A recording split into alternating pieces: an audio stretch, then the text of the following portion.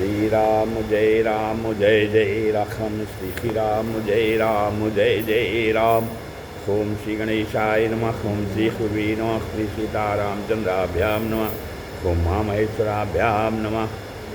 शांताकारं भुजगशयनं पद्मनाभं सुरेशं विश्वाधारं गगनसदृशं मेघवर्णं शुभांगं लक्ष्मीकान्तं कमलनयनं योगिभिर्ध्यानगम्यं वन्दे विष्णुं भवभयहरं सर्वलोकैकनाथं। श्रियं ब्रह्मा वरुणेन्द्ररुद्रमरुतः शृण्वन्तु दिव्यैस्तवैः श्वेतैशाङ्गपदक्रमोपनिषदैर्गायन्ति यं सामगा ध्यानावस्थितद्गतेन मनसा स्पश्यन्ति यं योगिनो यस्यान्तस्सुनविदुषुरासुरगणा देवाय तस्मै नमः। नीलाम्बुजश्यामलकोमलाङ्गं सीतासमारोपितवामभागं बाणो महाकायकचारुचापं नमामि रामं रघुवंशनाथं। लोकाभिरामं रणरङ्गधीरं राजीवनेत्रं रघुवंशनाथं कारणरूपं करुणाकरं तं श्रीरामचन्द्रं शरणं प्रपद्ये। आपदाम् आपहतारं दातारं सर्वसम्पदां लोकाभिरामं श्रीरामं भूयो भूयो नमाम्यहम्।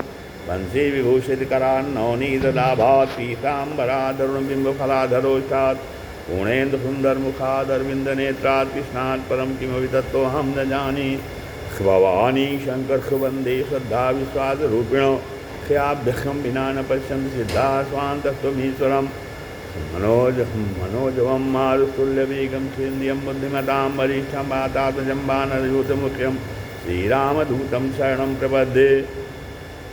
भक्तिभक्त भगवंत गुरु शतुर्नाम बपुए खिलखे पदबंधनखे नासद्विघ्नाने। नारायणं नमस्कृत्य नरं चैव नरोत्तमं देवीं सरस्वतीं व्यासं ततो जयमुदीरयेत्। मूकं करोति वाचालं पङ्गुं लङ्घयते गिरिं यत्कृपातमहं वन्दे परमानन्दमाधवं। गुरुर्ब्रह्मा गुरुर्विष्णु गुरुदेवो महेश्वरः गुरुसाक्षात् परब्रह्म तस्मै श्रीगुरुवे नमः। सज्ञानान्धकारस्य ज्ञानखञ्जनशलाकया चक्षुरुन्मीलितं येन तस्मै श्रीगुरुवे नमः। श्रीराम जय राम श्री राम जय जय राम। सत्संग के क्रम में आज श्रीमद् भगवद गीता के अध्याय 3 का कथन स्वर्ण किया जा रहा है, जिसमें श्लोक 10वें से आगे का व्याख्यान है। इससे पहले भगवान ने कहा यज्ञ माने कर्तव्य कर्म के अतिरिक्त कर्म जो है वो बंधन कारक होते हैं। अतः जो है इस बंधन से मुक्त होने के लिए कर्मों का स्वरूप से त्याग न करके कर्तव्य बुद्धि से कर्म करना आवश्यक है। अब कर्मों की अवश्य कर्तव्यता को पुष्ट करने के लिए और जो है दृष्टांत बताए जा रहे हैं। कहते हैं सहयज्ञाः प्रजाः सृष्ट्वा पुरोवाच प्रजापति अनेन प्रसविष्यस्वा मे सेवो अस्त्विष्ट कामधुको देवान् भावयतानेन ते देवा भावयन्तु वः परस्परं भावयन्तः श्रेयः परम स्वाप्स्यथो। प्रजापति ब्रह्मा जी ने सृष्टि के आदिकाल में कर्तव्य कर्मों के विधान सहित प्रजा माने मनुष्य आदि की रचना करके उनसे प्रधानतया मनुष्यों से कहा कि तुम लोग इस कर्तव्य के द्वारा सबकी विधि करो और वह कर्तव्य कर्म रूप यज्ञ तुम लोगों को कर्तव्य पालन की आवश्यक सामग्री प्रदान करने वाला हो।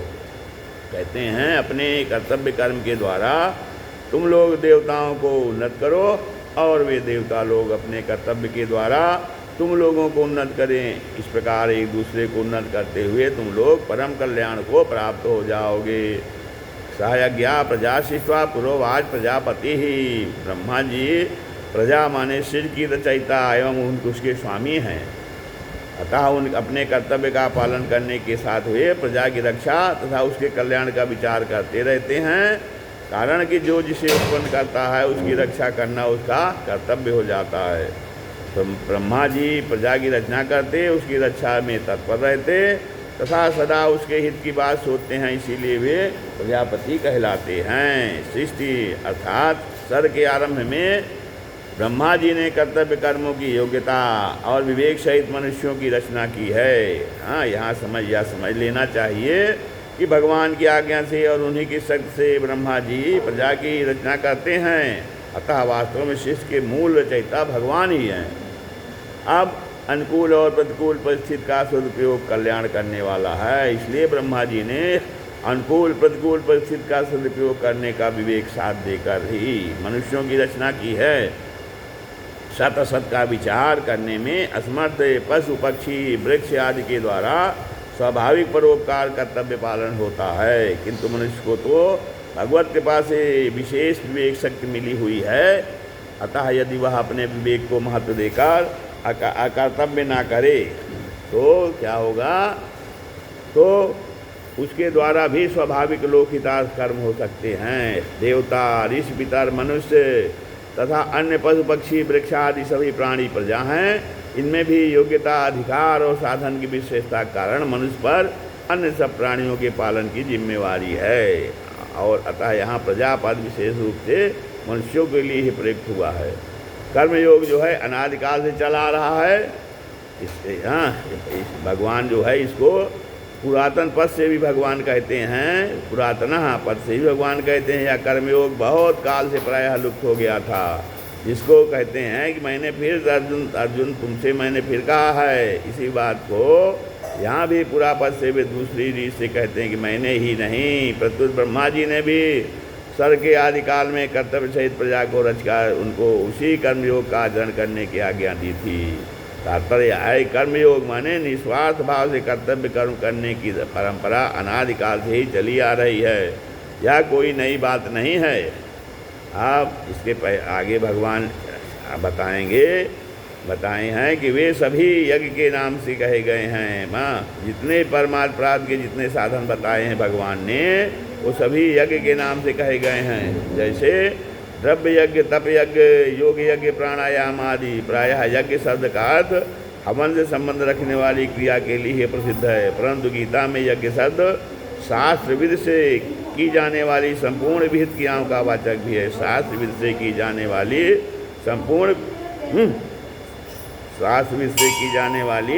संपूर्ण विहित क्रियाओं का वाचक भी है। तब अपने वर्ण, आश्रम, धर्म, जाति, स्वभाव, देश, काल आदि के अनुसार प्राप्त कर्तव्य कर्म जो है यज्ञ के अंतर्गत आते हैं।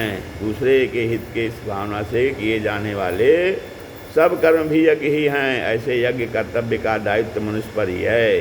अनेन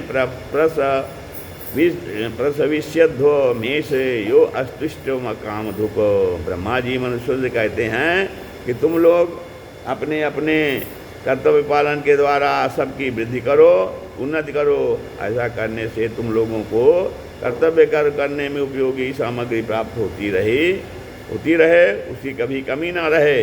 अर्जुन की कर्म न करने में जो रुचि थी उसे दूर करने के लिए भगवान कहते हैं कि प्रजापति ब्रह्मा जी के वचनों से भी तुम्हें कर्तव्य करने की शिक्षा लेनी चाहिए। दूसरों के हित के लिए कर्तव्य कर्म करने से ही तुम्हारी लौकिक और पारलौकिक उन्नति हो सकती है। अब निष्काम भाव से केवल कर्तव्य पालन करने के विचार से कर्म करने पर मनुष्य मुक्त हो जाता है, और सकाम भाव से कर्म करने पर मनुष्य बंधन में पड़ जाता है। प्रस्तुत प्रकरण में निष्काम भाव से किए जाने वाले कर्तव्य कर्म का विवेचन चल रहा है।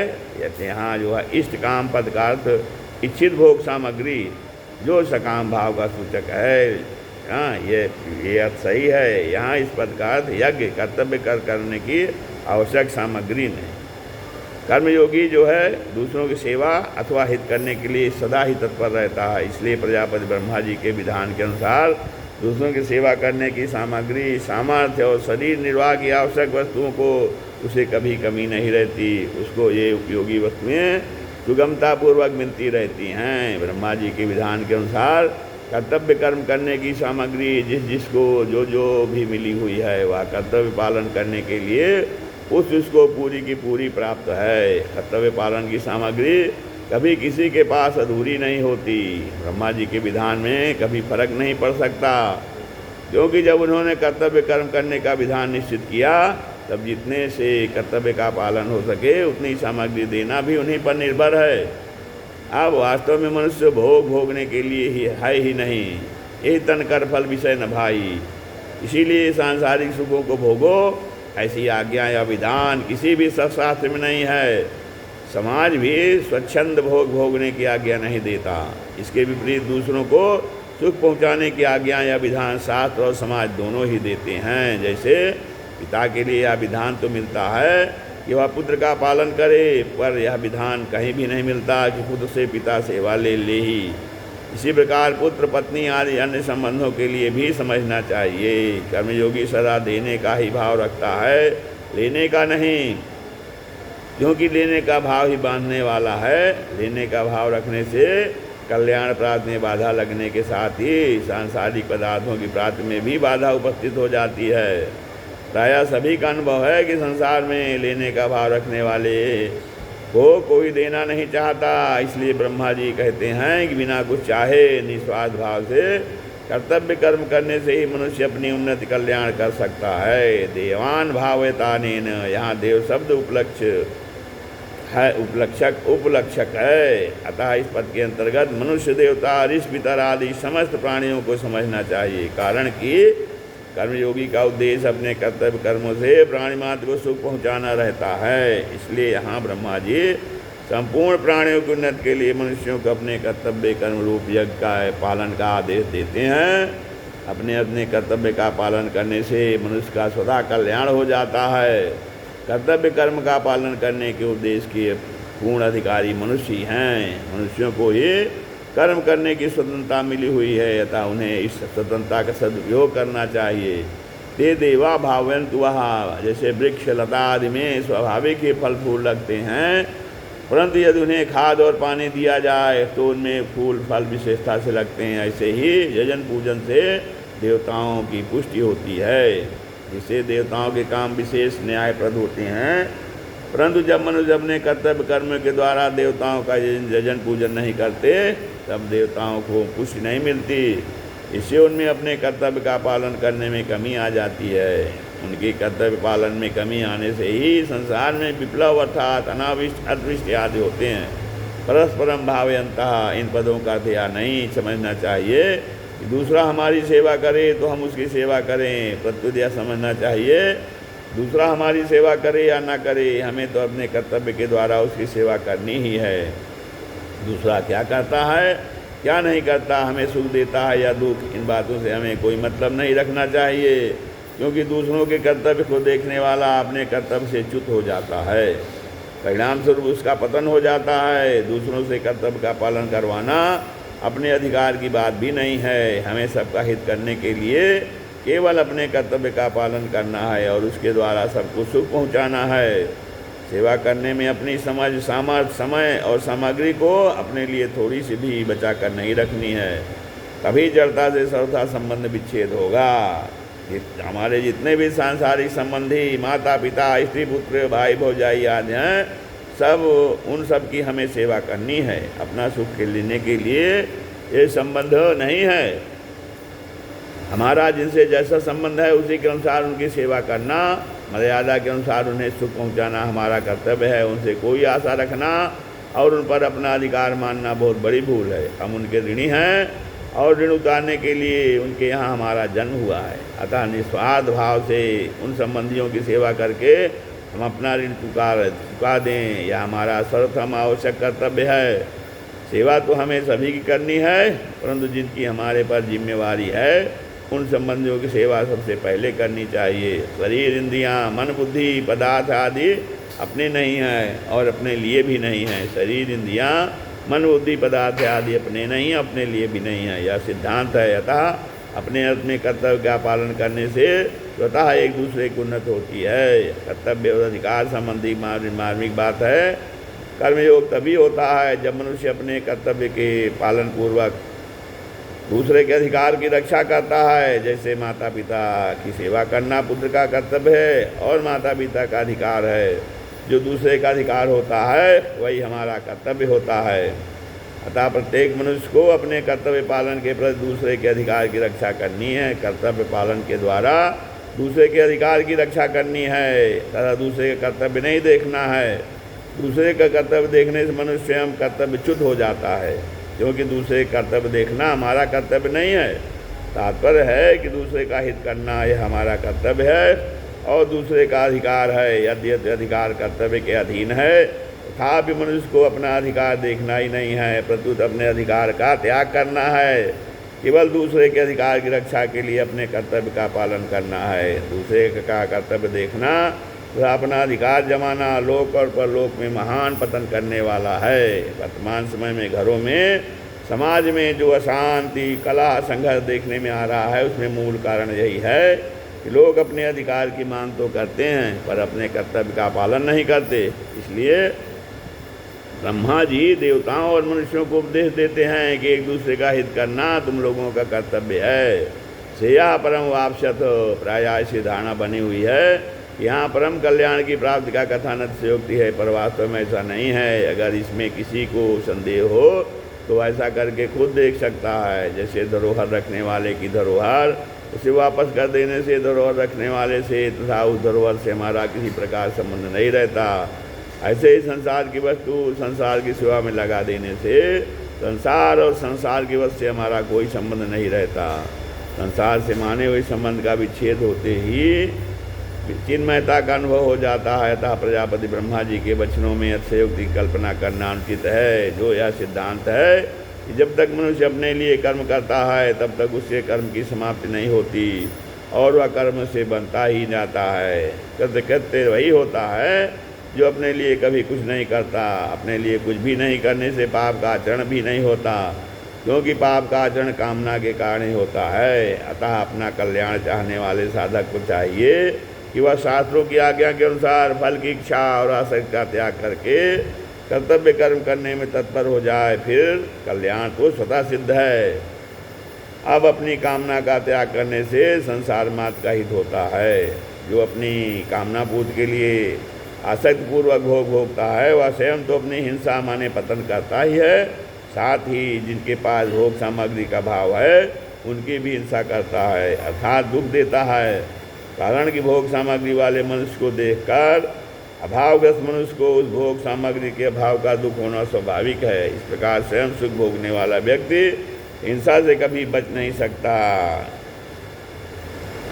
ठीक इसके विपरीत पारमार्थिक मार्ग पर चलने वाले व्यक्ति को देखकर दूसरों को स्वतः शांति मिलती है, क्योंकि पारमार्थिक संपत्ति पर सबका समान अधिकार है। निष्कर्ष यह निकला कि मनुष्य कामना आसक्ति का त्याग करके अपने कर्तव्य कर्म का पालन करता रहे तो ब्रह्मा जी के कथनानुसार वह परम कल्याण को अवश्य ही प्राप्त हो जाएगा, इसमें कोई संदेह नहीं है। यहाँ परम कल्याण की प्राथमिकता से मनुष्यों के लिए बताई गई है, देवताओं के लिए नहीं। कारण कि देवियों ने अपना कल्याण करने के लिए नहीं बनाई गई है। मनुष्य जो कर्म करता है उन कर्म के अनुसार फल देने, कर्म करने की सामग्री देने तथा अपने शुभ कर्मों का फल भोगने के लिए देवता बनाए गए हैं। वे निष्काम भाव से कर्म करने की सामग्री देते हों ऐसी बात नहीं है, परंतु उन देवताओं में भी अगर किसी में अपने कल्याण की इच्छा हो जाए तो उसका कल्याण होने में मना नहीं है। अर्थात अगर कोई अपना कल्याण करना चाहे तो कर सकता है। जब पापी से पापी मनुष्य के लिए भी अपना उद्धार करने की मनाही नहीं है तो फिर देवताओं के लिए जो कि पुण्य योनि है अपना उद्धार करने की मनाही कैसे हो सकती है। ऐसा होने पर भी देवताओं का उद्देश्य भोग भोगने का ही रहता है, इसलिए उनमें प्रायः अपने कल्याण की इच्छा नहीं होती। श्री राम जय जय राम, श्री राम।